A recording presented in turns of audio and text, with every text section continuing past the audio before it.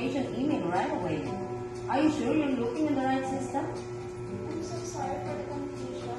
Let me double check the system again and look under different details. I still can't find it. Let me ask my manager for assistance. I really hope this is just a simple mix-up. I drove a long way to get here, and I didn't prove tonight. I completely understand. I'm so sorry for this inconvenience.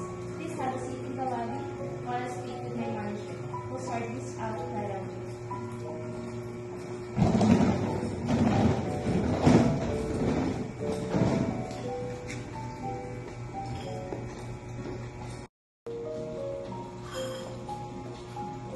Hello, ma'am.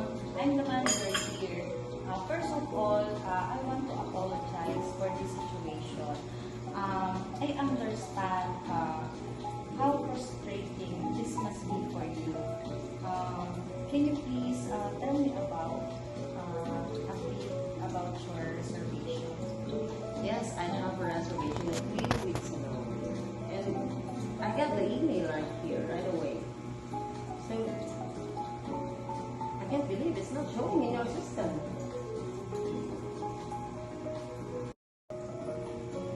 Thank you for your patience, ma'am. It appears there was a technical issue with our booking system, and your reservation didn't sync correctly. So I am sorry for this error. I am really disappointed. I expect that everything will be settled. I completely understand, and again, I truly apologize. Here's what I can do for you, ma'am. We have a room available, but it's a slightly smaller category than what you originally booked. I can offer you an upgrade to a suite for the goodwill. Would that be acceptable, ma'am? Well, that's better than nothing, I guess. I just need a place to rest tonight.